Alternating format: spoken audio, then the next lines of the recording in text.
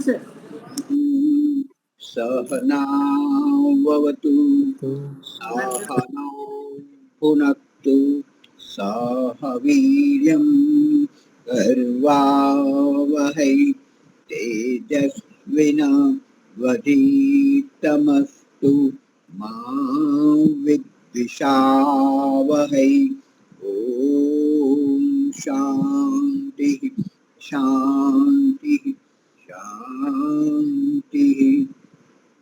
सबको सादर नमस्ते जी। वैदिक प्रज्ञा व्याख्यान माला में आप सभी का हार्दिक स्वागत है। पहले बानुबेन आप भजन लीजिए।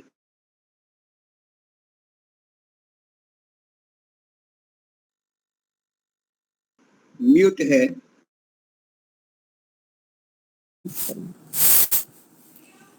नर तन पाकर बंदे जीवन संवार ले, सत्संग में जाकर तेरी बिगड़ी सुधार ले। नर तन पाकर बंदे जीवन संवार ले, सत्संग में जाकर तेरी बिगड़ी सुधार ले।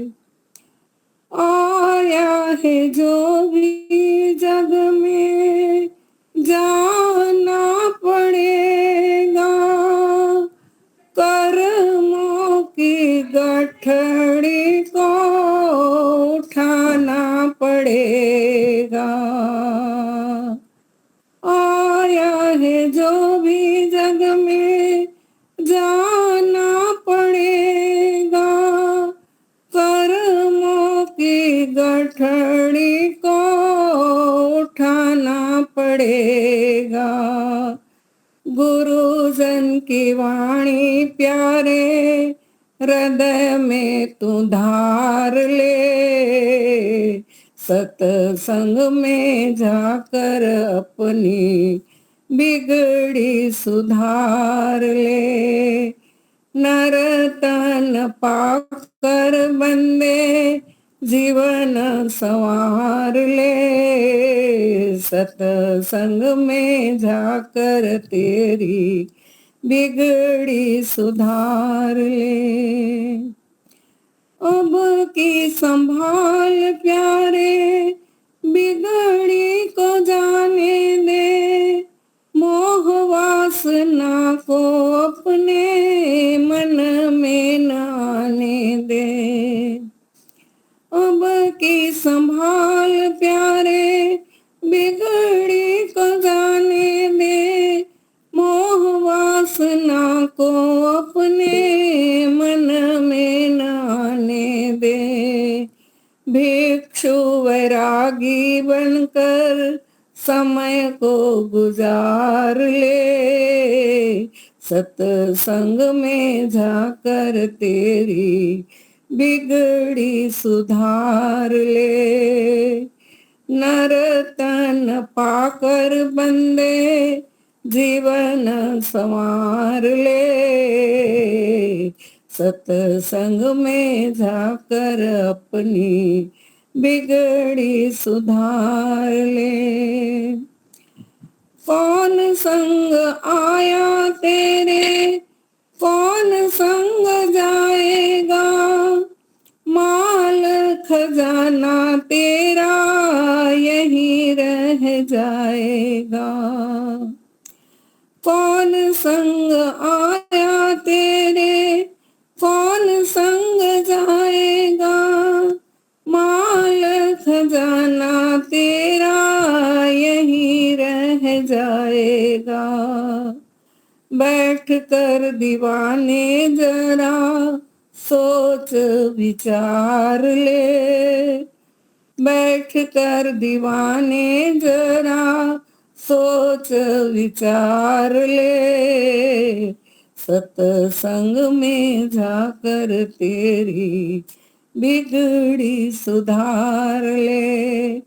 नर्तन पाकर बंदे जीवन संवार ले, सत्संग में जाकर तेरी बिगड़ी सुधार ले, सत्संग में जाकर तेरी बिगड़ी सुधार ले। धन्यवाद मुनि जी, समय देने के लिए धन्यवाद। बहुत सुंदर। अनमोल सोनी जी, आप लीजिए।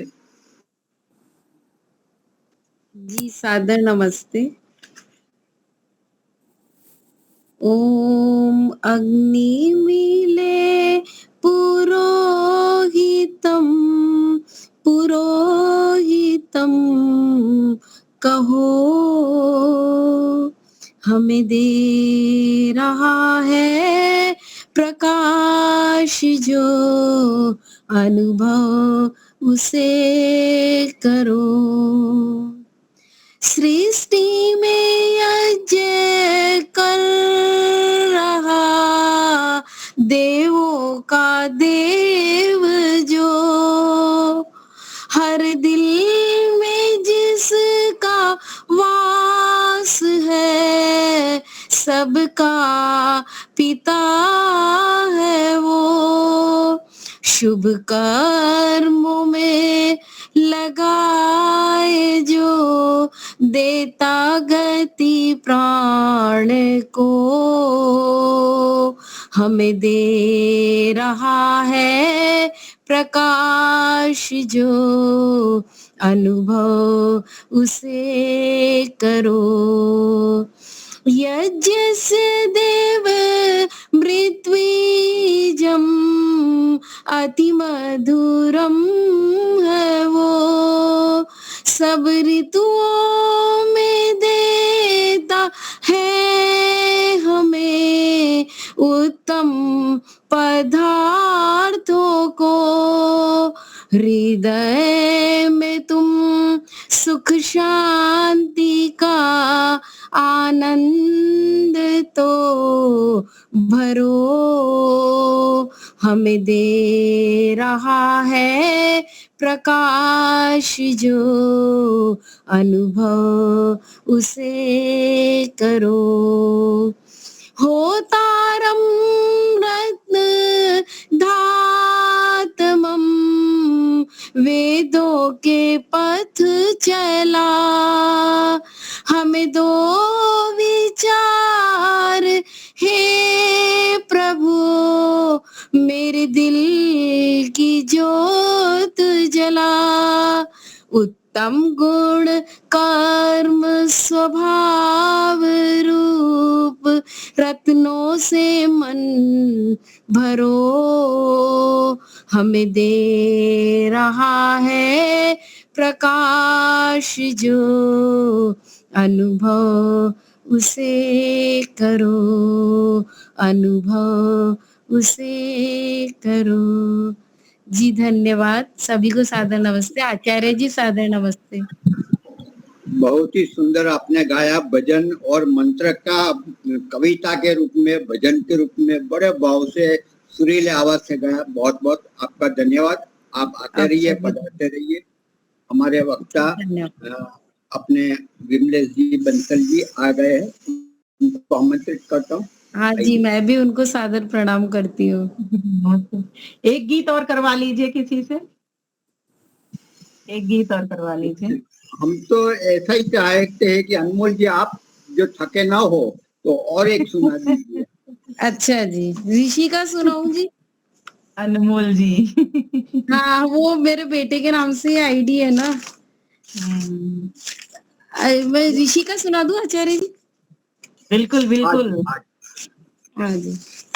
खम्मा खम्मा ओ ऋषि दयानंद स्वामी, खम्मा खम्मा ओ ऋषि दयानंद स्वामी, थारो तो जस गावे सारी दुनिया, अरे हाँ सारी दुनिया, ऋषि दयानंद स्वामी, नगर टंकारा में चांद उग्यो तारा में कृष्ण जी के घरे घड़ो उछब हुयो मूल शंकर जी आया 1881 पोष पूरण मासी माता के उदर से ऋषि जन्म लियो ऋषि दयानंद स्वामी शिव तेरस के जागरण में शिव मंदिर के आंगन में मूर्ति पर चूहो चढ़तो मूल जी देखो ऋषि दयानंद स्वामी साचा शिव की करूं तलाश लेकर शिव दर्शन की आस छाने ही भाग्या घर सो आधी रात मारी ऋषि दयानंद स्वामी वेद के प्रचार काज बढ़ाई आर्य समाज ऋषि मुनि हरि रीत पाछी चला दीनी ऋषि दयानंद स्वामी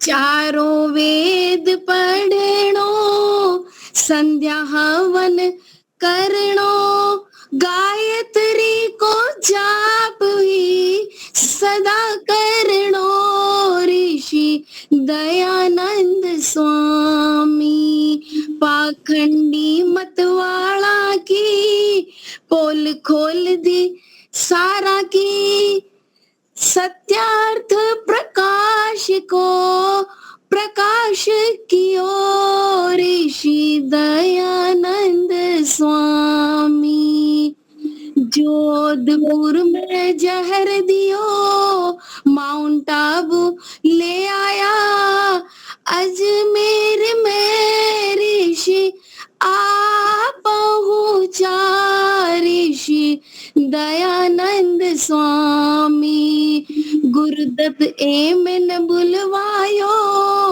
अपनो योग दर्श दियो बिगड़ान सुधार्या पतित उबार्या लाखों ही डूबतान तार दियो ऋषि दयानंद स्वामी खम्मा खम्मा ओ ऋषि दयानंद स्वामी ऋषि दयानंद स्वामी जी धन्यवाद बहुत खूब बहुत खूब बहुत बहुत सुंदर। अच्छा आप क्या राजस्थान से हैं राजस्थानी या बहुत दिल्ली से? सुंदर। बहुत बढ़िया। तो हम सुनेंगे अभी विमलेश जी बंसल जी, उनको हम सुनेंगे।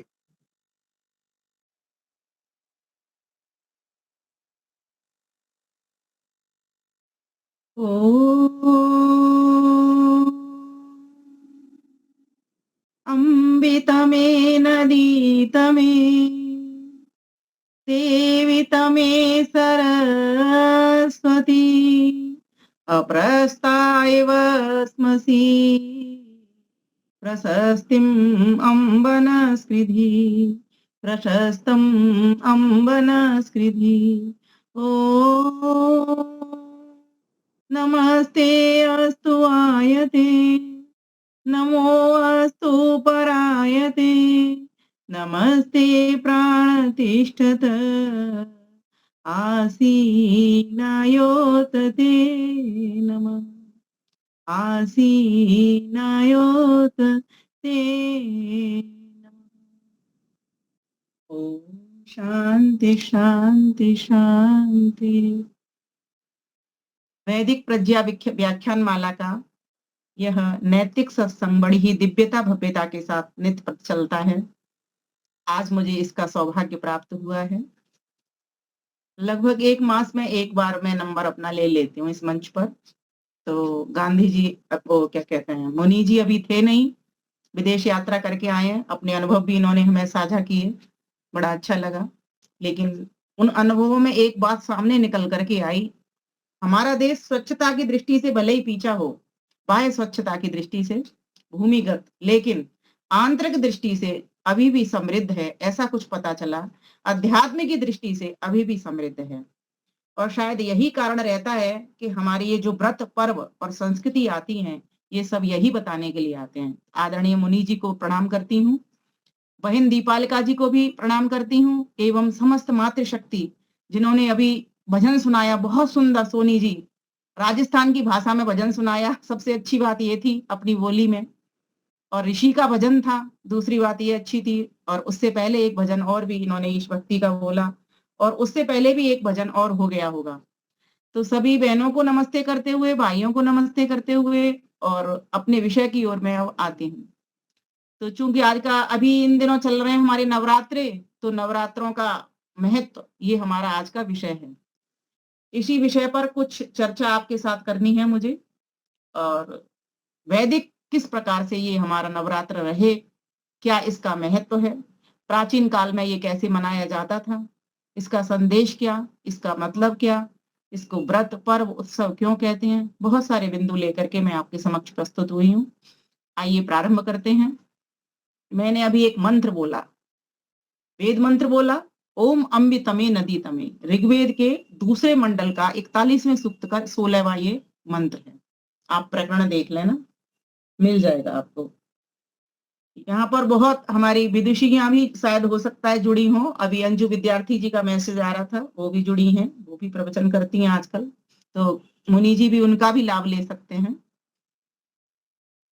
प्यारे भाइयों बहनों, इस मंत्र के भीतर कहा अम्बे तमे, एक आपने देखा होगा, अम्बे तमे, नदी तमे, देव तमे, इसमें तम तम तम तम आ रहा है साथ में। मतलब क्या है इसका? जैसे हम किसी वस्तु को कहते हैं, किसी बात को भी कहते हैं, जैसे ईश्वर सूक्ष्म है, सूक्ष्मतर है या सूक्ष्मतम है, तो हम जब उत्कृष्ट कोटि पर पहुंचते हैं तो कहते हैं ईश्वर तो सूक्ष्म न सूक्ष्मतर, और वो कैसा है, सूक्ष्मतम है। तो यहाँ पर यही बताया गया है कि वो जो ईश्वर है, जिसको हम जगत जननी जगदम्बा कहते हैं, वो कैसा है? तो कहा मंत्र के भीतर अम्बितमे, वह परम पिता परमेश्वर कैसा है? अम्बा है। और कैसी अम्बा है? एक तो अम्बा, आप सभी माताएं जो बैठी हैं, अब आप सभी को भी अम्बा कहते हैं। क्यों कहते हैं? क्योंकि अम्ब का अर्थ होता है लोरी, और लोरी का गायन करने वाली, लोरी के द्वारा क्या किया जाता है? माँ अपने बालक को सुरक्षा प्रदान करती है, शयन के साथ में उसको लोरी सुनाती है, कभी कभी गोद में खिलाने के वक्त भी उसको लोरी सुनाती है, जैसे कि माता मदालसा सुनाया करती थी। तो अम्बा माता के लिए कहा जाता है, और यहाँ पर सभी की माताओं की भी माता, जगत जननी जो माता है, वो अम्बितमा है। अर्थात हम सब माताओं में कुछ दोष हो सकता है, कुछ विकृतियां हो सकती हैं, क्योंकि हम अपूर्ण हैं, अल्पज्य, हम सभी वैदिक सिद्धांत को समझने वाले हैं। लेकिन वो परम पिता परमेश्वर कैसा है? अम्बितम है, अर्थात वो हमारा उत्कृष्ट अध्यापक है, उत्कृष्ट शिक्षिका है। इस तरह से भी स्त्रीलिंग में करेंगे, उत्कृष्ट शिक्षिका है। महर्षि दयानंद ने भी यही अर्थ किया, वहां पर भी यही बात बताई गई है कि वो परम पिता परमेश्वर कैसा है? अम्बितवे। इसलिए आपने देखा होगा इन नवरात्रों में अम्बे के गीत बहुत गाए जाते हैं। कहीं ना कहीं वो वैदिक साइंस काम आ रही है, लेकिन कहीं ना कहीं उस साइंस के भीतर वो तो छूटती चली जा रही है, शब्द मात्र रह गया है, बाकी विकृतियां बहुत अधिक आ गई हैं। इसको बाद में चर्चा करूंगी। तो इस शब्द को खोलने से पहले मैं आपको एक बात और बताना चाहती हूँ कि हमारा जो जो पर्व होते हैं, इनको क्यों मनाया जाता है, इन उत्सवों को क्यों किया जाता है, इनका उद्देश्य क्या होता है, और इनको क्यों कहते हैं पर्व। तो बहुत ही सुंदर हमारे शास्त्रकार अपनी अपने ढंग से इन चीजों को व्यक्त करते हुए चले आ रहे हैं। तो कहा वहां पर, पर्वती पूर्यति जनान आनंदेन इति पर्वः, जिन पर्वों के द्वारा प्रसन्नता मिले, जिन पर्वों के द्वारा प्रेरणा मिले, और जिन पर्वों के द्वारा पूर्णता प्राप्त हो, उसको हम पर्व कहते हैं। जैसा कि हम सभी जानते हैं, पर्व पौरी को कहते हैं, गांठ को भी कहते हैं। और हमारी जो उंगलियां हैं, सबसे बढ़िया उदाहरण हमारा हाथ बन जाता है।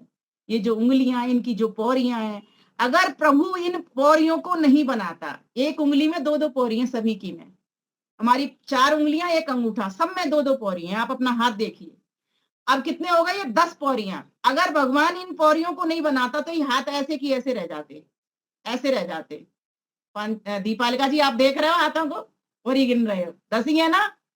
10 ही है ना? ठीक है। तो ये जो पौरियां 20 हो गई टोटल। अगर ये प्रभु अगर इन हाथों को ऐसे ही रख देता सीधे सीधे, इनसे ना तो चिनाई होती, समझ, ध्यान से सुनना शब्दों को, ना बुनाई होती, स्वेटर बुनती है ना माताएं, ना बुनाई होती, ना सिलाई होती, नहीं होती ना। लचीलापन कहाँ से आता? जब तक लचीला नहीं होगा तब तक सहारा नहीं मिलेगा, तब तक सहयोगी वो नहीं होगा हाथ। इसलिए परमेश्वर ने बड़ी कृपा कर दी, इन पौरियों को समझा दिया हमको। ठीक इसी प्रकार से ये क्या काम कर रही हैं? ये उंगलियां अगर मुड़ती हैं सिलाई होती है ना, ऐसे झुकती हैं, नीचे को झुकती हैं। वैसे क्या है, हम इशारा तो कर सकते थे उंगली से, स्ट्रेट रहती ना तो उंगली से इशारा कर लेते, लेकिन सहारा नहीं बन सकते थे। शब्दों को पकड़िए, इशारा तो कर सकते थे ऐसे उंगली करके, है ना, किसी को नीचा भी दिखा सकते थे, लेकिन किसी का सहारा नहीं बन सकते थे। सहारा बनने के लिए क्या करना पड़ेगा? बुनाई करनी पड़ेगी, चिनाई करनी पड़ेगी, सिलाई करनी पड़ेगी, कढ़ाई करनी पड़ेगी, है ना। और कभी कभी तो ये हाथ क्या काम कर जाते हैं? धुनाई भी करने के काम आ जाते हैं, आते हैं ना। जब कोई गलत काम करता है तो क्या होता है? इन्हीं हाथों के द्वारा। लेकिन कब होता है? जब इन हाथों में ये पौरियां काम कर रही होती हैं तब। ठीक इसी प्रकार से हमारे शरीर को देखो, इसमें एक मस्तिष्क है, 2 हमारे हाथ है, हमारा पेट है और हमारी जंघा है, हमारे पैर है। और ये अगर इनमें से कोई एक भाग बीमार हो जाता है, ध्यान से समझना, अगर इसमें से मस्तिष्क बीमार हो गया, ब्रेन डेड हो गया व्यक्ति, तो किसी मतलब का किसी का सहारा नहीं बनेगा, है ना। और अगर किसी के पास ब्रेन तो है लेकिन ये हाथ नहीं है, तो किसी के लिए वो सहारा नहीं बनेगा। और किसी के पास ब्रेन भी है, हाथ भी है ना, लेकिन पेट उसका बीमार रोगी पड़ा हुआ है, वो कुछ भी करने खाने के लायक नहीं है, तो भी वो बिल्कुल बेकार। तीनों चीज ठीक है, मस्तिष्क भी ठीक है, हाथ भी ठीक है, पेट भी ठीक है, लेकिन पैर काम के नहीं है। चल करके वो कहीं जा नहीं सकता, किसी को उठा नहीं सकता, किसी की कुछ भी पूर्ति नहीं कर सकता, तो समझो वो पैर भी काम के नहीं होने से ये शरीर पूरा की पूरा धराशायी हो जाता है। ठीक इसी प्रकार से ये जो पर्व हैं, ये क्या काम करते हैं? जोड़ने का काम करते हैं। ये जोड़ ही तो है। ये उंगलियों में क्या है? ये जोड़ है, ये गांठें हैं। ये गांठें रस को केंद्रित करने का काम करती हैं। जैसे ईख देखते हैं ना, ईख में गांठें बनी होती हैं, हर पंगुली के साथ में एक एक गांठ बनी होती है। वो क्या करती है? रस को आधार देती है, रस को सुरक्षित रखती है।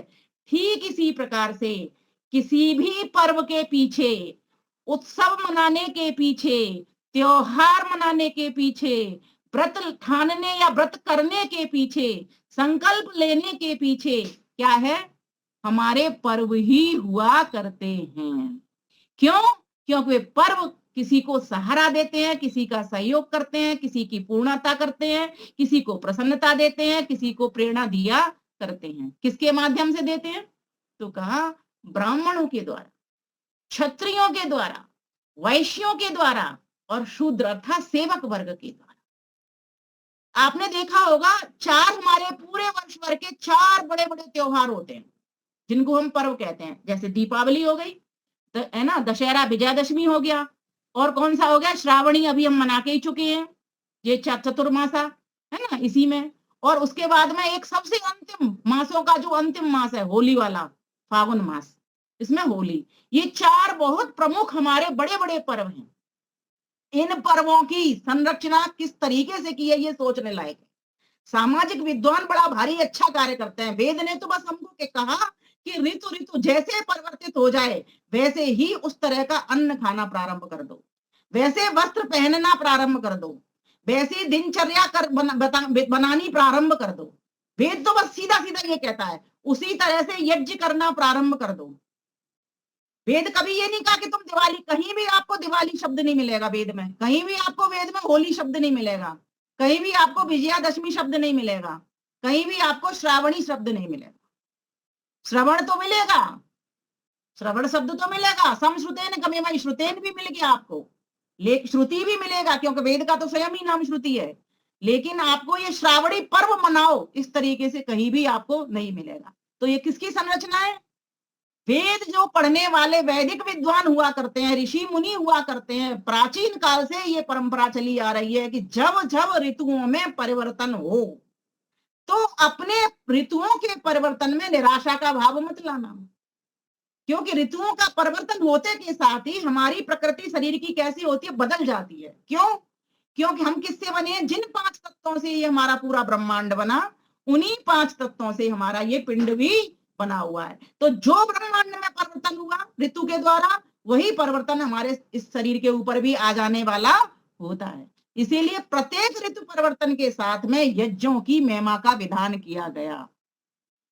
अभी देखिए श्रावणी पर्व में जो संत महात्मा घरों में आए थे, उन्होंने क्या करवाया था? पहला कार्य हमें यज्ञ करना ही सिखाया था उन्होंने, और स्वाध्याय करना ही उन्होंने हमको सिखाया था। देवताओं की पूजा करनी सिखाई है ना, संगतिकरण करना सिखाया, और दान दक्षिणा देना भी सिखाया उन्होंने हमको। लेकिन किसके आधार पर? वेदों के आधार पर। इसलिए वेदों का स्वाध्याय उन्होंने हमको सिखाया। वैदिक कथा हमको दी, हम लोग भी जाते हैं वैदिक कथा करने के लिए, और लोग भी विद्वान आते हैं दूर दूर से वैदिक कथा करने के लिए, और साधु संत महात्मा भी बाहर से चल चल करके आते हैं गृहस्थियों को समझाने के लिए, क्योंकि गृहस्थी लोग सब फुर्सत में हुआ करते हैं। उन दिनों ज्यादा व्यापार बहुत अच्छे ढंग से चल नहीं पाता वर्षा के कारण, ये आप सभी जानते हैं, विषय मेरा वो नहीं है। लेकिन मैं ये बताना चाह रही हूँ कि श्रावणी पर्व जहां ब्राह्मणों का पर्व कहा जाता है, इसका मतलब ये नहीं है कि उसको वैश्य नहीं मनाते, लेकिन ब्राह्मण लोग दिग्दर्शन करते हैं, मार्गदर्शन करते हैं, इसीलिए उसको ब्राह्मणों का पर्व कहा गया।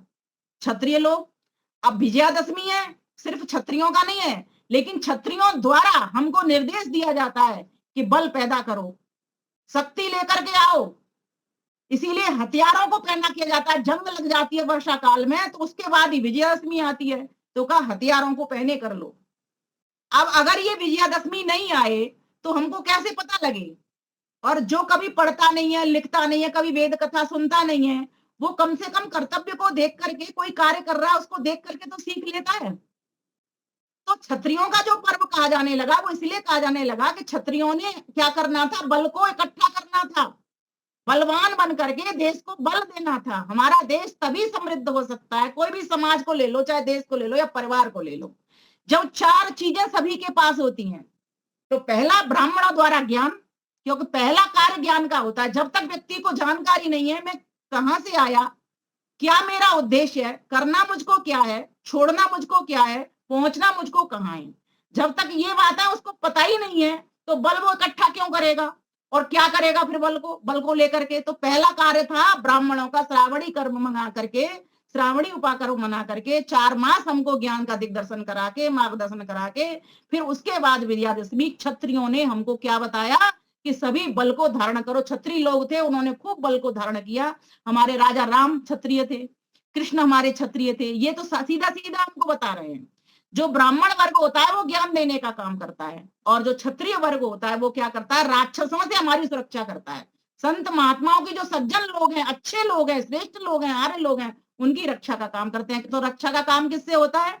जैसे मस्तिष्क से के द्वारा ज्ञान का कार्य होता है, तो ये ब्राह्मण हमारा मस्तिष्क हो गया, हमारे अगर शरीर के भीतर देखें, और हमारे हाथ क्षत्रिय हो गए, ये रक्षा का कार्य करता है। इन्हीं से तो रक्षा करते हैं।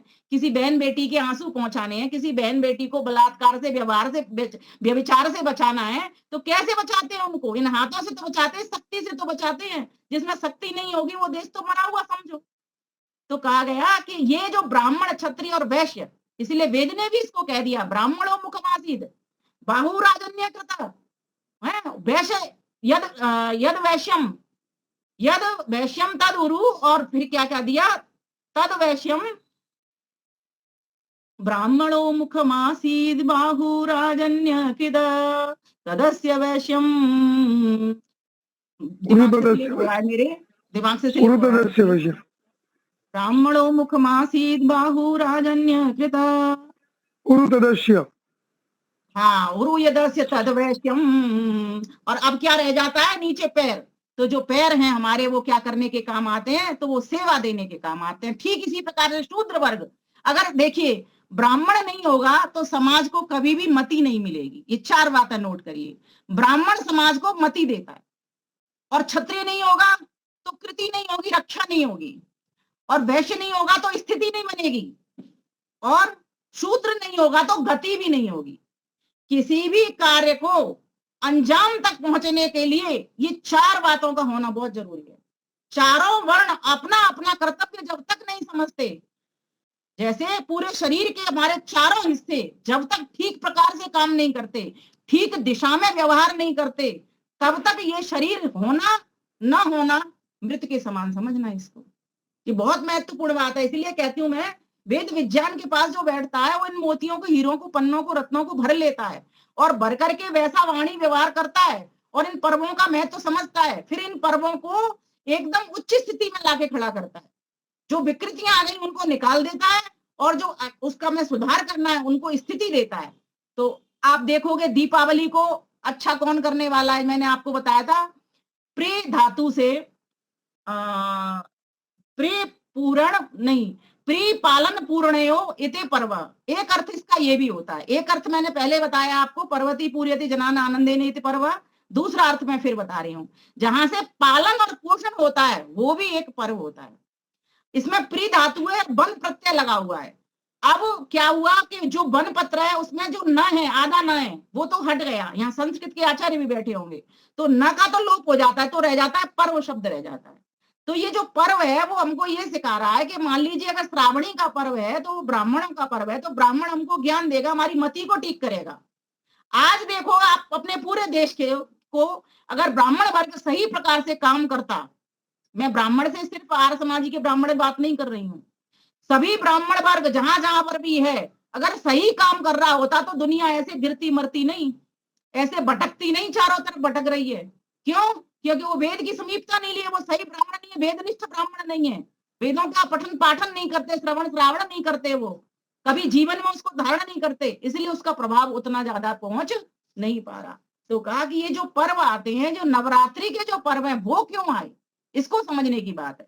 तो इसको इस तरह से समझ सकते हैं हम। नव, नव कहते हैं नए को, नव कहते हैं नौ को।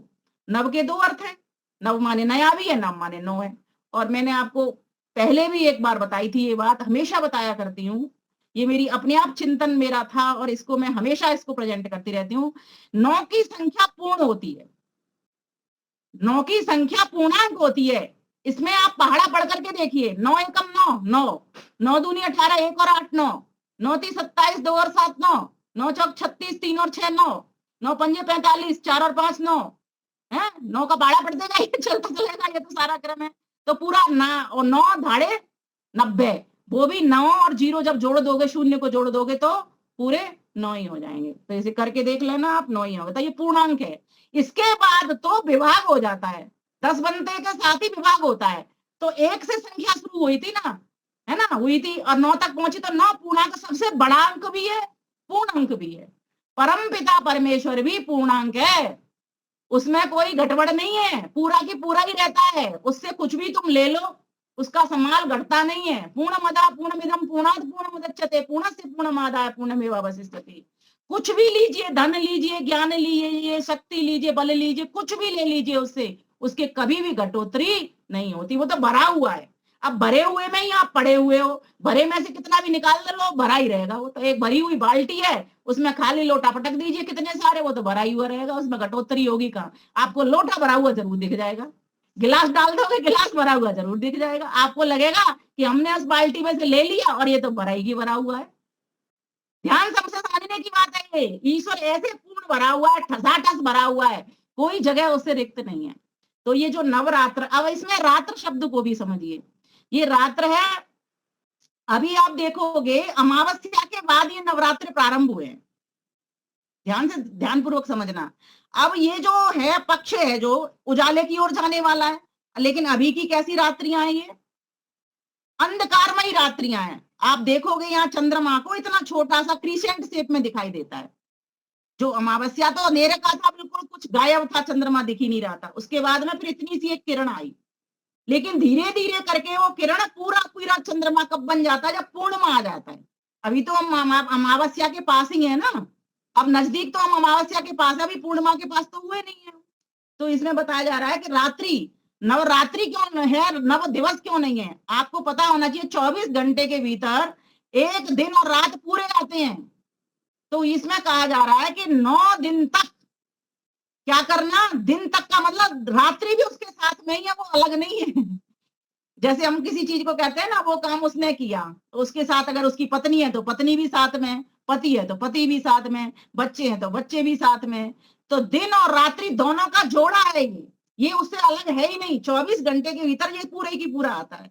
तो ये नवीन रात्रि, अब जागरण जो लोगों ने रात्रि को किया, ध्यान से समझने की बात है, ये रात्रि को लोग जो जागरण कर रहे हैं उनको रात्रि का सही महत्व तो नहीं पता कि कैसे करनी है। परमेश्वर की साधना कैसे हो सकती है, जब अज्ञान को हटा देंगे, अंधेरे को मिटा देंगे, तो जो भौतिक अंधेरा है वो तो मिटा हमारे हाथ की व्यवस्था है नहीं, वो तो ईश्वर की व्यवस्था है। लेकिन हमारी व्यवस्था कौन सी है, कहाँ काम करेगी। कर्मों में हम स्वतंत्र हैं, तो हमारी अपनी अविद्या को हटाने में काम करेगी।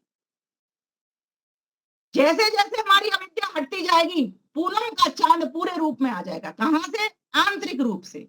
भौतिक रूप से तो वही की वही रहेगा, जैसे चलना है उसका एक क्रम है, एक व्यवस्था, एक नियम है। 15 दिन तक धीमे धीमे बढ़ेगा, फिर बढ़ते बढ़ते घटेगा। अभी वो घटने के उसमें था, अब लेकिन अमावस्या के बाद फिर पूर्णिमा आएगी तो वो बढ़ने के क्रम में चलेगा। इस तरह से हम छोटे थे ना, तो एक गीत पढ़ा करते थे, चंदा मामा वाला, आपने भी शायद पढ़ा होगा, है ना, माँ सिलवा दे एक झंगोला, गीत था ना वो। नहीं पढ़ा आपने, हमारे इधर उत्तर प्रदेश में खूब चलता था वो गीत, बहुत बढ़िया, मैं कभी सेंड करूंगी आपको। तो उसमें कहा गया, उसमें बताया जाता है कि परमपिता परमेश्वर ने हमारे ऊपर इतनी बड़ी कृपा की कि हमको ये पर्वों का विधान भी उसने सिखा दिया कि जब जब ऋतु का परिवर्तन हो तब तक क्या करना, मुझे याद कर लेना। मैं तुम्हारे हर कष्ट हरूंगा, हर ताप हरूंगा, और मैं अपूर्ण नहीं हूं, क्योंकि मेरे भीतर कोई इच्छा बची नहीं है, शेष बची नहीं है। अकाम, मैं अकाम हूं, मेरी कोई कामना नहीं है। अकामो धीरो अमृत स्वयंभू रसेन तृप्तो न कुतश्चनो न तमेव विद्वान् न विभाय मृत्यो आत्मानं धीरम अजरम युवानम। मैं तो अकाम हूं, क्योंकि जिसकी इच्छाएं शेष होती हैं वही अपूर्ण रहता है। जीवात्मा हमेशा इच्छा करता रहता है, ईश्वर को इच्छा करने की जरूरत नहीं, क्योंकि पहले से ही वो लबालब भरा हुआ है। इसलिए कहा कि अगर तुम पूर्णता को प्राप्त करना चाहते हो इन पर्वों के माध्यम से, क्योंकि पर्व का अर्थ एक पूर्णता है, पर्व का अर्थ एक प्रसन्नता है, पर्व का अर्थ एक प्रेरणा भी है। मैंने आपको कई बहुत सारे पर्व का एक अर्थ पालन पुण्यों से बनने से पालन पोषण भी है। तो किसी भी समाज का पालन पोषण, किसी भी राष्ट्र का पालन पोषण करने में जो सहयोगी तत्व बनता है, सहयोगी चीज बनती है, कुछ भी कह सकते, वस्तु बनती है या कारण बनता है, वो पर्व बनते हैं। अगर ये पर्व नहीं आए, व्यक्ति तो निराशा में ही पड़ा रहे, कभी उसे आशावादी होने का अवसर ही प्राप्त नहीं हो। किसी के घर में कोई मर गया, गिर गया, किसी से वियोग हो गया, सपोज करिए, तो वो इन पर्वों के माध्यम से अपने को उठा पाता है, देख पाता है कि दुनिया देखो कैसे काम में लगी है, फिर थोड़ा सा मन उधर को बटा पाता है। अब ये पर्व क्या समझाते हैं हमको, ये नवरात्रि हमको समझाती है, बेटा अब तू बहुत खेल लिया, खा लिया, इस माया में रम लिया, खूब तूने भोग भोग करके देख ली, अब तो तू मेरे पास चला। 9 दिन तेरे पास कम नहीं है, ये प्रतीकात्मक है 9 दिन, क्योंकि हमें तो 365 दिन ईश्वर से जुड़ने के लिए कर्म करना है, पुरुषार्थ करना है। ये तो सिर्फ मात्र ऐसे समझ लो जैसे किसी का जन्म देश वो बनाते हैं ना, आज बेटी का दिवस है, आज बेटे का दिवस है, आज इसका दिवस है, उसका दिवस है, जाने कौन कौन से फलाने दिवस बना रखे लोगों ने। अब ये वाला दिवस, ये सिर्फ मात्र समझना संकल्प के दिवस हैं। इन दिनों संकल्प लेने के दिवस हैं। व्रत करना क्या है, व्रत लेना। कैसे, जैसे राम जी ने व्रत लिया, जैसे परशुराम ने व्रत लिया, जैसे कृष्ण ने व्रत लिया, ये व्रत लेने के दिवस है। और उपवास भी करने के दिन है। जब साधना में बैठोगे, ठूस ठूस के खा लोगे, उल्टा सीधा खा लोगे, तो साधना होगी, सीधा नींद आ जाएगी। फिर तो ऐसी बढ़िया साधन या साधना की जगह साधन हो जाएगा, नींद का साधन मिल जाएगा।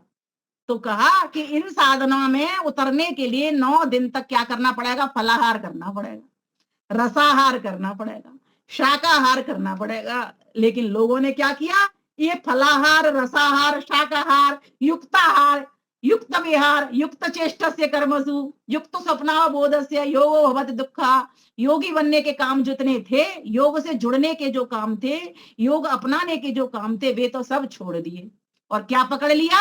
जो भोगवादी प्रवृत्ति को जन्म देता है वो पकड़ लिया। यही विकृति है, यही विकृति है। अब इसको ही हमको हटाना है। अपने भोजन को ठीक करना, 9 दिन तक की साधना में शक्ति का संचय करना है। आपको एक पौराणिक कथा बताती हूँ। स्कंद पुराण में दुर्गा सप्तशती को आप में से बहुत लोग समझते होंगे, बहुत पौराणिक कथाएं ये चलती रहती हैं। उस पौराणिक कथा का भी सृजन किसी ने किया होगा उस वक्त, तो ये सोच के किया होगा कि मैं एक ऐसा व्याख्यान दूं कि समाज को पता चले कि शक्ति का संचय करना, संगठन में आना कितना जरूरी है। लेकिन उस कथा को पढ़ने वालों को या किसी को समझने वालों को या सुनने वालों को ये पता नहीं चल पाता है कि ये कथा कह क्या रही है। अगर वैदिक विद्वान हमारे उसका प्रेजेंटेशन कर दें तो इतना बढ़िया कर देंगे, 8 भुजाएं बना दी जाती हैं देवी की। क्यों है वो? ये संगठन का प्रतीक है, ये शक्ति का प्रतीक है। संगच्छुतम संपदत्वम संभव मनासि जानताम देवा भागम यथा पूर्वे संजानाना उपासते। ये नवरात्रि बताने के लिए आइए, संगठन में आ जाओ। अंधेरा तुम्हारा अकेले का तो तुम मिटा लोगे, ठीक है, तुम वेद के विद्वान बन जाओगे, पढ़ लोगे, लिख लोगे। क्या तुमने जाकर के अपने बच्चों को ये वैदिक शिक्षा दी? क्या तुमने ये वैदिक शिक्षा घर घर पहुंचाई?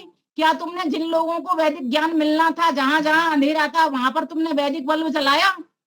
ये यही बताने के लिए आया है। तो आज आवश्यकता इस बात की है कि हम सभी नवरात्रियों को इस प्रकार से इसमें साधना करें कि हम अपने सभी अंग उपांगों को स्वस्थ रहते हुए, क्योंकि परिवर्तन भारी हुआ है ये पिंड में, ब्रह्मांड के होते के साथ पिंड में भी आ गया है। और पिंड में होने से हम बीमार हो रहे हैं। किसी को खांसी लग गई, किसी को जुकाम हो गया, किसी को मलेरिया हुआ, किसी को मच्छर ने काट दिया, किसी को कुछ हो गया, सब बीमार पड़े हुए। किसी को पूछो तो जी बीमार चल रहे हैं। क्यों चल रहे हैं? क्योंकि देखो, कुछ चीजें हमारे हाथ में, कुछ चीजें हमारे हाथ में नहीं है। जो चीजें हमारे हाथ में है उनको तो कर सकते हैं, हम अपने खान पान को तो ठीक कर सकते हैं। आपका प्रश्न मेरे लिए हो सकता है कि खान पान ही ऐसा आ रहा है, अन्न ही ऐसा आ रहा है, घिया तोरई भी ऐसी आ रही हैं, सब्जियां ही ऐसी आ रही हैं। फिर भी जितना कर सकते हैं यथाशक्ति हमको अपना बचाव करना है, अपनी रक्षा करनी है। क्यों करनी है? क्योंकि ये शरीर ऐसे ही नहीं मिला मनुष्य का। ये बड़े भारी, बड़े पुण्य के कर्म करने से हमको ये शरीर मानव का मिला है। अब तो मिल गया, आगे ये मिलने वाला नहीं। अगर हम आज भी नहीं सुधरे और इन नवरात्रियों में 9 संकल्प लीजिए, या मैं कहती हूं एक संकल्प ले लो बस कि मुझे तो 9 दिन तक 9 मंत्र याद करने हैं। अब तो ये कठिन समस्या आ गई दीपालिका जी, आप सोच रहे हो नहीं 9 मंत्र छोड़ दो, आपने कुछ भी याद नहीं करना, बस ओम को बोलते चला जाना है। और क्या करना है? ओम के 9 अर्थों को याद कर लेना। और सरल कर दिया मैंने आपको। ओम के 9 अर्थ सरलता से बता दूं इसको बिना कुछ प्रेजेंट किए। ओम आ उ और म। आ उ से ओ बन गया, 3 की संख्या प्लुत स्वर आ गया उसमें, म आधा लंत लगा हुआ हो गया उच्चारण करने के लिए, म आधा हो गया। अब ये जो ओम है उसमें आ अकार, ओ ओकार, म से मकार, ये 3 हो गए। अब इन 3 में से तीनों के भेद कर लो, 3-3। आकार से अग्नि, विराट और विश्व। परमेश्वर कैसे हो तुम अग्नि भी हो, मुझे भी अग्नि बनाओ, अर्थात मैं भी प्रकाशवान बन जाऊं, मैं भी आपसे जुड़ करके आप सर्वज्ञ परमेश्वर से जुड़ जाऊं, है ना। अग्नि विराट, आप विराट विविध संसार में रचे हुए, ऐसे मैं भी ऐसे काम करूं जिससे मेरी भी यश कीर्ति फैल जाए प्रभुदेव। मैं भी तेरे विविध स्वरूप को देख पाऊं, विविध कामों को देख पाऊं, विविध गुणों को देख पाऊं। परमेश्वर में कोई एक गुण तो है नहीं, एक कर्म है नहीं, एक स्वभाव नहीं है, उसके तो अनंत गुण कर्म स्वभाव हैं। तो उनमें से कुछ कुछ तो मैं ले पाऊं, तेरे साथ हो जाऊं प्रभुदेव। ऐसे ऐसे करके 9 दिन, पहले दिन क्या करना पड़ेगा? अभी तो निकल गए 2-3 दिन, आज मुझे लग रहा है तीसरा नवरात्र है। कोई बात नहीं है, पकड़ सकते हो अभी भी आप 3 एक साथ आज कर लेना, बस इतना सा मेरी बात मान लेना। अग्नि विराट विश्व, इसी का चिंतन करना मुनि जी आज अग्नि विराट और विश्व का चिंतन करना। सारी चीजें छोड़ो, चंद्र घंटा देवी आप खुद बन जाओगे, मैं सच बता रही हूँ। चंद्र घंटा खुद बन जाएंगे हम। चंद्र क्या है? शीतलता का, आह्लाद का प्रतीक है। छद आह्लादने से सत्यात प्रकाश में लिखते हैं महर्षि दयानंद, जो आनंद प्रदान करे वो चंद्रमा। तो हमें चंद्रमा की चंद्र घंटा देवी का नाम बताते हैं। वो बनना है तो क्या करना पड़ेगा? हमको शीतलता से, आनंद से भरना पड़ेगा। आनंद से भरने के लिए क्या करना पड़ेगा? पहले अपने जीवन में सूर्य सा प्रकाश लाना पड़ेगा, अग्नि बनना पड़ेगा ना, अग्नि अग्नि भवती, मार्गदर्शक बनना पड़ेगा ना। मार्गदर्शक बनने के लिए ईश्वर के पास बैठ करके उनसे ज्ञान लेना पड़ेगा। फिर विराट संसार, विविध संसार को देखना पड़ेगा। परमेश्वर कण कण में विद्यमान है और हर जगह से अपनी शक्ति ज्ञान वो बटोर रहा है। हर काल, ना उसकी काल से दूरी, ना उसकी स्थान से दूरी है, ना किसी भी वस्तु से उसकी दूरी नहीं है। अगर दूरी रहती है तो हमारे अज्ञान से उसकी तो हमारी दूरी हो जाती है। फिर विश्व को ले लो, विश्व का अर्थ होता है जो हमारे भीतर रहता है, हम जिसके भीतर रहते हैं, वो सूक्ष्मतम है। जैसे मैंने कहा अमृतमे, वो परमेश्वर कैसा है, उत्तम शिक्षिका भी है। फिर कहा नदी तमे, वो परमेश्वर कैसा है, अप्रकट विद्या को भी प्रकट करने वाला है। ये अर्थ है, आप देखोगे पढ़ोगे मंत्र को समझ में आएगा। फिर कहा नदी तमे, नदी तमे के बाद में कहा अमृतमे, नदी तमे और देवी तमे। देवी भी वही है, अर्थात पंडिता भी वही है, सर्वज्ञ भी वही परमपिता परमेश्वर है। तो जब ऐसे ऐसे संबोधनों से हम उस ईश्वर को याद करना प्रारंभ कर देंगे कि वही हमारी जगत जननी माँ कैसी है। इसीलिए आप देखते हो जयकारे में जगत जननी महामाई का वर्णन किया जाता है ना। कोई ऐसी वैसी मेरी जैसी स्त्री का वर्णन तो नहीं है वहां पर। बोलते तो हम इसी तरीके से जगत जननी माता की जय, लेकिन ध्यान में कौन सी मूर्ति आती है, सिर्फ एक स्त्री की मूर्ति आ जाती है। परमेश्वर का कोई रूप नहीं, रंग नहीं, आकार नहीं, प्रकार नहीं, कोई उसमें भार भी नहीं, क्योंकि भार तो वहां होगा ना जहां पर कोई वस्तु होगी। हमारे भीतर भार है, हमारी इन वस्तुओं के भीतर भार है, क्योंकि प्रकृति से बने, प्रकृति में भार है, जड़ता में भार है, चेतनता में भार नहीं है, आत्मा में भी भार नहीं है, परमात्मा में भी भार नहीं है, दोनों ही निर्वार है। तो जब हमको ये पता चलता है ईश्वर के स्वरूप को प्रकट करने के लिए अग्नि विराट विश्व, हे प्रभु तुम में भार है नहीं, तुम किसी के भी, सभी के भीतर समाये हुए, कोई जगह तुमसे खाली नहीं, कोई समय तुमसे खाली नहीं, कोई व्यक्ति तुमसे खाली नहीं, कोई प्राणी तुमसे खाली नहीं। प्रभुदेव तुम मेरे पास, मैं तुम्हारे पास, हम तुम भक्त, भगवान मैं भक्त तुम्हारा, हम दोनों साथ साथ बैठे हुए। प्रभुदेव मेरे ध्यान में आओ, मेरे हृदय में समाओ। आप समाये हुए हो लेकिन मैं समझ नहीं पा रहा हूं, मैं आपको अनुभव नहीं कर पा रहा हूं।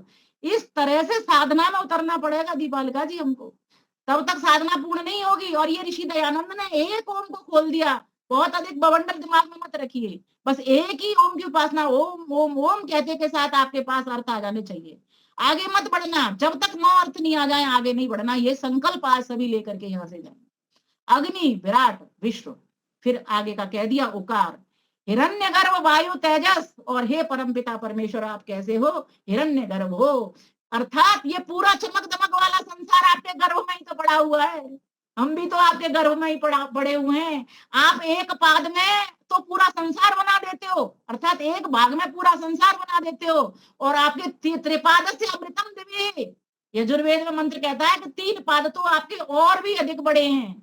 इसीलिए आप ज्येष्ठ ब्रह्म को हम नमस्कार करते हैं। हे परमपिता परमेश्वर मेरे ध्यान में आओ। आपकी शक्ति को मैं आंक नहीं सकता, आपके ज्ञान को मैं आंक नहीं सकता, मैं आपके बल को माप नहीं सकता, क्योंकि आप अनंत हो, असीम हो, अमाप हो।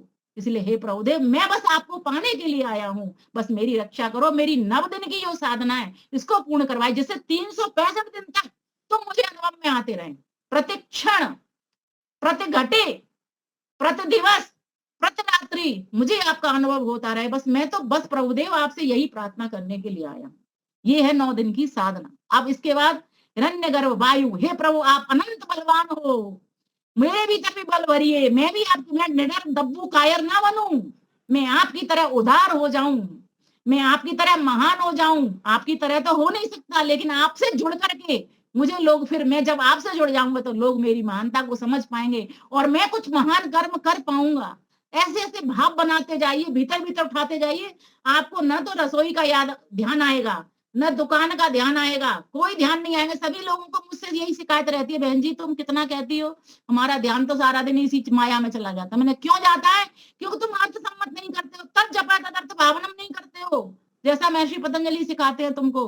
ध्यानम निर्विषम मना, तुम ध्यान को निर्विषय होकर के नहीं करते हो।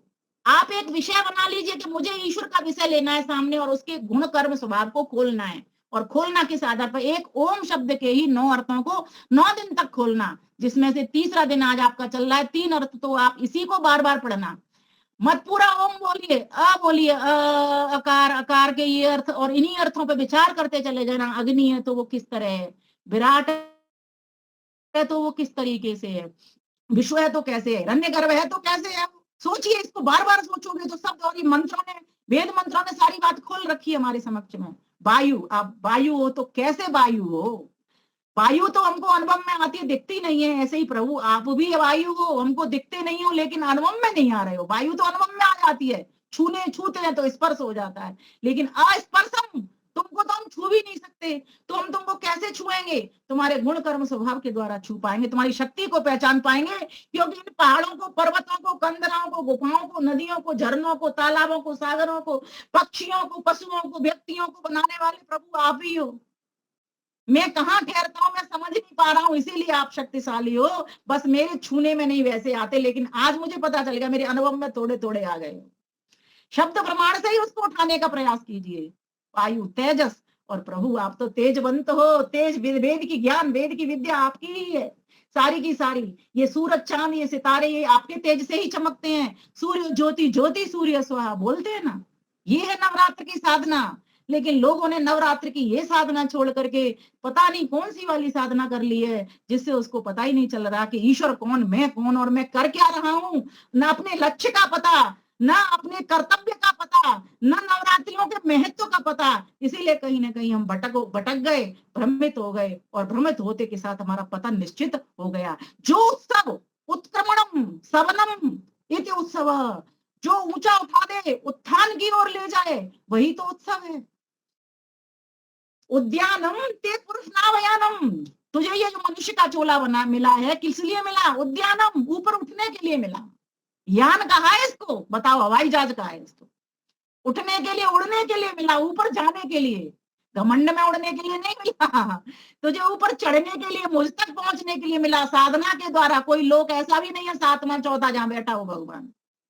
भगवान तो अपनी साधना से उसके गुण कर्म स्वभाव को धारण करके, अर्थात तीव्र संवेग उठा करके मिलने के लिए ये मनुष्य चोला मिला है। क्योंकि बाकी की पशु पक्षी भोग योनियां होने से वे तुम्हारा प्रभु भजन नहीं कर सकते, इसलिए तुमने बड़ी कृपा की, मुझे ये चोला दे दिया। ये गाड़ी देती, इसी गाड़ी में बैठ करके मैं मंजिल को, भाई हवाई जहाज में बैठ करके दीपालिका जी मैं कहाँ जाऊंगा, ऑस्ट्रेलिया जाऊंगा। अगर साइकिल पे चला गया तो पहुंचूंगा, कब तक पहुंचूंगा। साइकिल से चला गया तो अमेरिका कब तक पहुंचूंगा, नहीं पहुंचूंगा। इसलिए ये मनुष्य का चोला हमारा हवाई जहाज है। इस हवाई जहाज मिलने क्यों मिला, उड़ करके सीधे ऑस्ट्रेलिया अपने परम पिता परमेश्वर के पास पहुंचने के लिए मिला है। ये 9 दिन की साधना, वही दुर्गा है, अर्थात बड़ी है, विशाल है, हमारे दुर्गम कष्टों को दूर करने वाली है। वही सरस्वती है, विद्या की देवी है, ज्ञान विज्ञान से भरने वाली है। वही नदी तमें प्रकट कर, जो हमसे विद्या रह गई है, हमसे जो विद्या छुप गई है, उस विद्या के भी रहस्य को, वेद विद्या के रहस्य को भी खोलने वाली वही है।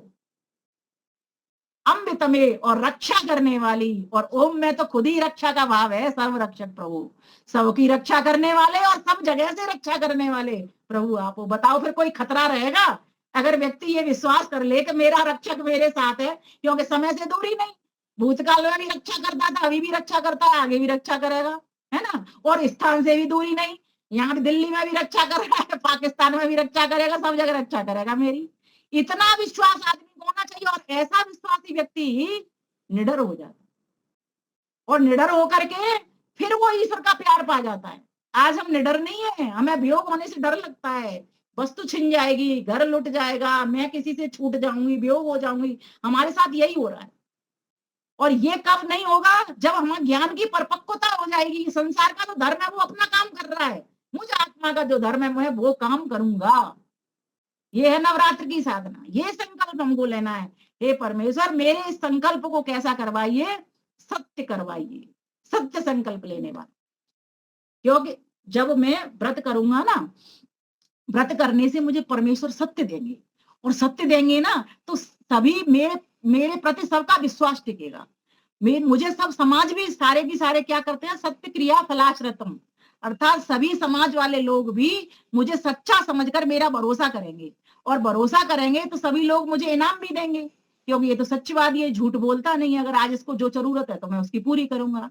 और प्रभु सबसे बड़ी बात, तुझ सत्य से मैं सत्य ही होकर के मिल सकता हूँ, तो उससे झूठ का मिलान तो होगा नहीं। इसलिए तेरे जैसे गुण कर्म स्वभाव की समानता जब तक मैं नहीं रख लूंगा, तब तक तुझसे मिल नहीं सकूंगा। तो हिरण्यगर्भ, वायु, तेजस और फिर आगे क्या रह गया, ईश्वर, आदित्य और प्राज्ञ, ये 3 और म के भीतर आ जाते हैं। ठीक है, तो एक है ईश्वर, ईश्वर का अर्थ स्वामी होता है ना, अध्यक्ष होता है, ईश्वर के बहुत सारे अर्थ हैं, जो ऐश्वर्य संपन्न है, जिसका अनंत ऐश्वर्य है वो ईश्वर है। इसको सरल शब्दों में आप इस तरह से समझ सकते हैं। और फिर क्या कहा गया, प्राज्ञ, प्राज्ञ का अर्थ होता है प्रकृष्ट ज्ञानी, ईश्वर से बड़ा कोई ज्ञानी नहीं होता, सबसे बड़ा उत्कृष्ट सर्वोत्कृष्ट वही सर्वज्ञ परमपिता परमेश्वर है। फिर तीसरा शब्द क्या गया, आदित्य, आदित्य का अर्थ अविनाशी, जिसका कभी विनाश नहीं होता। प्रभु तेरा भी विनाश नहीं होता तो मेरा भी कौन सा विनाश होता है, तेरा नहीं होता तो मेरा भी तो नहीं होता, तो हम दोनों की समानता है, यहाँ भी कोई कमजोरी नहीं है हमारी। तो प्रभुदेव जब कमजोरी नहीं है, तेरा विनाश नहीं होता, मेरा विनाश नहीं होता, तो हम तो आराम से मिले ही हुए हैं। बस अंतर कहाँ आ रहा है, दूरी कैसे हो रही है, जो अविद्या का पर्दा है ना, तो अज्ञान का जो पर्दा है, जैसे ही हम इसको हटा देते हैं वैसे ही मुख एकदम साफ दिख जाता है। किसी शीशे के ऊपर अगर मल जम गया हो तो क्या होगा, चेहरा नहीं दिखेगा। शीशा चटक गया हो तो चेहरा नहीं दिखेगा, बहुत सारे दिख जाएंगे, है ना, टुकड़ों में ऐसे कट हो जाए उसमें तो कितने सारे चेहरे दिख जाते हैं। और अगर शीशे के ऊपर कर्टेन लग जाए तब तो कुछ ही नहीं दिखेगा, बिल्कुल ही नहीं दिखेगा। तो हमारी स्थिति भी कहीं वही हो गई है। पहली बात पर्दा है, पर्दा भी हमने हटा लिया तो डामाडोल है हम, चित्त हमारा डामाडोल है, स्थिर नहीं है। स्थिर करने का जब तक नियम समझ में नहीं आ जाएगा, स्थिर सुखम आसनम, जब तक हम स्थिर सुख में नहीं आ जाएंगे, अर्थात स्थिरता अपने शरीर के अंग प्रत्यंगों में नहीं ले पाएंगे, और उसके लिए अपने रोगों को दूर नहीं कर देंगे। भाई खुजली मचती है, ध्यान खुजली में चला गया, है ना, भूख सहन नहीं कर पाते हैं, ध्यान भूख में चला गया, है ना, और फिर कब्ज पड़ी हुई है, पानी खूब गर्म पी लिया है, साधना में बैठ गए, अब लगा के चलो पॉटी करके आ जाते हैं। तो सारा ध्यान कहीं ना कहीं बीमार शरीर है ना, ये आपको परेशान करने में लगा पड़ा हुआ है। तो सबसे पहला काम इन नवरात्रों में संकल्प लेंगे, हम शरीर को स्वस्थ रखेंगे, फिर मन को स्वस्थ रखेंगे। मन के स्वस्थ रखने के लिए खूब स्वाध्याय करेंगे, खूब वेद पाठ करेंगे, अपने काम क्रोध लोभ मोह मद इन सबके ऊपर कंट्रोल करेंगे, इंद्रिय जित बनेंगे। जब तक इंद्रिय जित नहीं बनेंगे ना, तब तक भी साधना पूर्ण नहीं होगी हमारी। देखो अभी क्या समस्या कहाँ है, उसमें न्याय दर्शन में एक सूत्र आता है, न कर्म कर्त्री साधन वैगुण्यात, कर्म कर्ता और साधन, ये तीनों में अगर विपरीतता होगी ना तो हमारा काम बनेगा नहीं, मंजिल मिलेगी नहीं। कर्म जो हम कर रहे हैं ना, ध्यान का कर्म, वो अगर हमारा ठीक नहीं है तो हमें सफलता नहीं मिलेगी। कर्ता जो करने वाला ठीक नहीं है तो सफलता नहीं मिलेगी, है ना। और साधन, जो साधन अपनाए जाने चाहिए उस वक्त ध्यान में, जो लक्ष्य हमको लेना चाहिए कि ईश्वर पकड़ के रखना है, बाकी के विषय हटाने हैं, वो हमारा ठीक नहीं है तो हमें सफलता ध्यान में नहीं मिलेगी। किसी भी भोजन को बनाने के लिए, अच्छा पकवान बनाने के लिए सब चीज चाहिए ना। गृहिणी भी अच्छी होनी चाहिए, दीपालिका जैसी भोजन बनाने वाली, है ना, होनी चाहिए ना। और आटा भी अच्छा होना चाहिए, अच्छी कंपनी का होना चाहिए, चक्की का पिसा हुआ होना चाहिए ना, है ना। और कुशल भी हो, आटा भी अच्छा हो, और बनाने के लिए वो सामान, जो साधन, जो चूल्हा है, गैस है, वो भी तो ठीक जलनी चाहिए। वो अगर ठीक नहीं जलेगी तो रोटी उस पर ठीक से नहीं सीखेगी। तो सारा खेल यहाँ गड़बड़ा जाता है। हमारी स्थिति भी कहीं ना कहीं वैसी हो गई है। इसलिए नवरात्र हमको ये सिखाने के लिए आए, ये संदेश देने के लिए आए हैं कि तुम लोग इन पर्वों के द्वारा अपने आप को प्रसन्न रखना सीखो, आनंद से भरना सीखो। इसके लिए वेद तुमको नित्य संदेश दे रहा है, ईश्वर तुमको भीतर से ही प्रेरणा कर रहा है। तुम कौन हो, क्यों आए हो, किस लिए आए, तुम्हारा उद्देश्य क्या है। उपसंहार की ओर बढ़ रही हूँ, समय बहुत हो चुका है। इसीलिए ईश्वर का हमारे लिए आदेश है, मेरे प्यारे बच्चे मेरे पास आओ। आह्वान करता है वो, आओ बैठो मेरे पास, कुछ क्षण वार्ता करो। बहुत तुम मोबाइल पे चैट करते हो, थोड़ी देर मेरे साथ आ जाओ, थोड़ी देर बैठ के तो देखो। ज्यादा नहीं कहूंगा, 24 घंटे में से सिर्फ 1 घंटे की बात करता हूं मैं। 1 घंटे सुबह और 1 घंटे शाम, बस इतना बैठना है, 2 ही घंटे बैठना है। 2 घंटे तो बाबा इतने ज्यादा बता दिए, तो 15-15 मिनट बैठ लो। अरे नहीं नहीं, हम तो 6 मिनट की संध्या करेंगे जी। लो जी लो, पहुंच गए मंजिल। हम तो साइकिल पर ही बैठ करके जाएंगे ऑस्ट्रेलिया, तो पहुंच गए। अब इस तरह से हम पहुंचने वाले नहीं है। तो आइए मेरे साथ आनंद करते हैं गीत के माध्यम से। उस परम पिता परमेश्वर ने, जो कि अम्बितम है, नदीतम है, देवितम है और सरस्वती है, उसने हम सभी को अप्रशस्ता, हम सभी अप्रशंसनीय भी प्रशंसनीय नहीं बने हैं। हमको कौन प्रशंसनीय करेगा? हमारी प्रशंसा कैसे होगी? जब हम ईश्वर की आज्ञा का पालन करेंगे। तो वो कह रहा है अप्रशस्ता एवं स्मसी प्रशस्तन अम्बनस्पति। हे अम्बे माता, हे जगत जननी नदी तमे, हे अम्बे तमे, हे देव तमे, हे सरस्वती माता, मैं तो अभी आपसे जुड़ा नहीं हूं, इसीलिए मैं अप्रशस्त हूं। मैं जैसे ही आपसे जुड़ जाऊंगा वैसे ही मैं प्रशंसनीय हो जाऊंगा। इसलिए मेरे ऊपर ये कृपा कर दो कि हे प्रभुदेव, मुझे अपने बालक की तरह, जैसे माता अपने बालक को आंचल में छुपा लेती है, सारे शेर आ जाएं, चीते आ जाएं, सब डर, किसी से भी फिर वो बालक नहीं डरता, निडर होकर के आपका आंचल का आनंद कान करता है। ऐसे ही हे परमपिता परमेश्वर, जगत जननी देवी, माता सरस्वती, दुर्गा, काली, और कुछ भी नाम दे दो उसको, शेरों वाली, क्योंकि सर्वशक्तिमान होने से वो शेरों वाली है। ये प्रतीकात्मक है और कुछ भी नहीं है। इंसान सोचता है, उसके मन में ये भाव उठते हैं, वो लिखता है कलम से, हमारे सामने प्रस्तुत कर देता है कि जिस परमात्मा की सवारी क्या होगी, शेरी तो होगी। कोई छोटा मोटा एनिमल थोड़ी चुना है भगवान ने, भगवान ने भी शक्ति चुनी है। तो हम सभी अगर शक्ति को पैदा करेंगे, अपने भीतर शक्ति है, प्रत्येक व्यक्ति के भीतर इतनी योग्यता है, इतनी शक्तियां हैं, इतनी क्षमताएं हैं। देखो ऋषि दयानंद भी तो हम जैसे ही थे, है ना? जितने भी महान पुरुष हुए हम जैसे ही थे, ऋषि ऋषिकाएं हुई वे सब हम जैसे ही थे। शक्ति थी उनके भीतर, उन्होंने निकाली, जागृत की। हनुमान जी की भी शक्ति जगाई गई जामवन द्वारा, है ना? तभी वो इतना बड़ा काम कर पाए। सभी के भीतर शक्तियां पड़ी हुई हैं, हम बस पहचानने वाले बने, अपनी शक्तियों को बाहर निकालने वाले बने और उस शक्ति को सही दिशा देने वाले बने।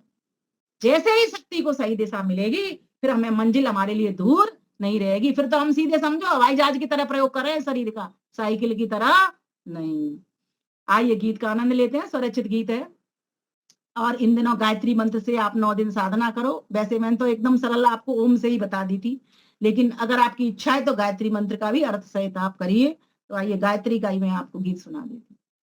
गायत्री वर की दात्री, गायत्री वर की दात्री, तब एक नाम सावित्री, तब एक नाम सावित्री, जो भी जपे निरंतर प्रतिदिन, सफल वही तन यात्री। गायत्री वर की दात्री, गायत्री वर की दात्री, सुख भरनी दुख हरनी माँ, शीतल ठंडी तेरी छां, रहे दूर सब कष्ट व क्लेश, जपे निरंतर नित्य हमेश, जप कर शुद्ध व्यवहार बने, प्रीति प्रभु कर तार सने, जो भी तेरी शरण में आया, करे प्रार्थना मात्री। गायत्री वर की दात्री, गायत्री वर की दात्री, तन मन चंदन करती माँ, तन मन चंदन करती माँ, जीवन कुंदन करती माँ, जीवन कुंदन करती माँ, वंदन अभिनंदन सिखलाती, प्रीति नमन का पाठ पढ़ाती, वंदन अभिनंदन सिखलाती, प्रीति नमन का पाठ पढ़ाती, निषदन प्रातः सायं पल, निषदिन प्रातः सायं पल, अखिल विश्व ब्रह्मांड सकल, चरवाचर दर्श करवाए, पथ प्रशस्त्र निर्मात्री। गायत्री वर की दात्री, गायत्री वर की दात्री, वरन वरेण्यम करवाए, विमल भर्ग से महकाए, ज्ञान मिले अज्ञान मिटे, काम क्रोध मन मान हटे, ज्ञान मिले अज्ञान मिटे, काम क्रोध मद मान हटे, गान से मिलती शक्ति है, ध्यान से खिलती भक्ति है, जो भी करे भाव उच्चारण, निर्मल मन की दात्री। गायत्री वर की दात्री, गायत्री वर की दात्री, तब एक नाम सावित्री, जो भी जपे निरंतर प्रतिदिन, सफल वही तन यात्री, गायत्री वर की दात्री। आओ नित्य नियम से ध्यान करें, आओ नित्य नियम से गान करें, अर्थ सहित जप ध्यान करें, बुद्धि भरे विज्ञान करें, जपे तपे प्रभु पान करें, बुद्धि शुद्ध करने वाली, ओज तेज भरने वाली, विमल वेद करते यश गायन, सुख बल बुद्धि प्रदात्री, गायत्री वर की दात्री, तब एक नाम सावित्री, जो भी जपे निरंतर प्रतिदिन, सफल वही तन यात्री, गायत्री वर की दात्री, गायत्री वर की दात्री, गायत्री वर की दात्री। आप सभी का बहुत बहुत धन्यवाद श्रद्धा पूर्वक धैर्य पूर्वक श्रवण करने के लिए। नमस्ते, बहुत धन्यवाद माता जी, बहुत सुंदर। धन्यवाद। बहुत ही सुंदर आपने बताया। उसका लेखन मैं कल मैं कर दूंगा। आज स्वामी शांतानंद जी का प्रवचन रात्रि को है 8:30 से 9:15 बजे तक कठोपनिषद पर। आपने विशेष बताया कि हम चैट करेंगे मोबाइल से नहीं, लेकिन परमात्मा से चैट करेंगे। ओम शब्द, उसमें तीन शब्द, 9 शब्द और उनका व्याख्या भी सत्या प्रकाश ने की है। तो परमात्मा से चैट करे, जो बच्चा है उसको अच्छी तरह से करे। घर में ऐसा भी कर सकते हैं, रोज प्रतिदिन हवन करे, छूट गया हो तो, और या तो ऐसा भी कर सकते, बड़ा दीपक हो जिसमें छिद्र हो, लगातार जलता रहे, गाय का घी से दीपक जलाए, ऐसा भी कर सकते हैं। लेकिन हवन सबसे उत्तम है। तो बहुत बढ़िया, 3 रात्रि है और भी साधना के लिए बहुत समय हो चुका है। तो हम शांति पाठ अपने इलाहाबाद के भाई साहब करवाएंगे, शंकर जी।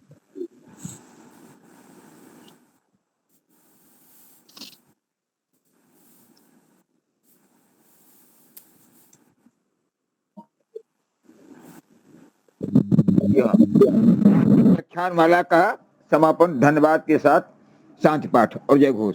ओम ध्यो शांति अंतरिक्षगम शांति पृथ्वी शांतिरापः शांतिरोषधयः शांति वनस्पतयः शांतिर्विश्वे देवा शांतिर्ब्रह्म शांति सर्वं शांति शांतिरेव शांति सामा शांतिरेधि। ओम शांति शांति शांति। जय घोष। जो बोले सो अभय। सत्य धर्म की जय। मर्यादा पुरुषोत्तम भगवान राम की जय जय हो। विराज भगवान की जय हो। जय हो। जय हो।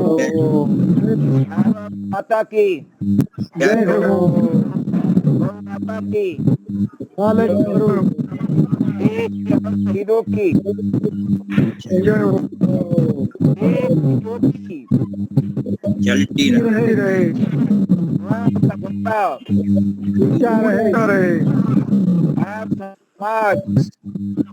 पर रहे प्रकाश पर रहे।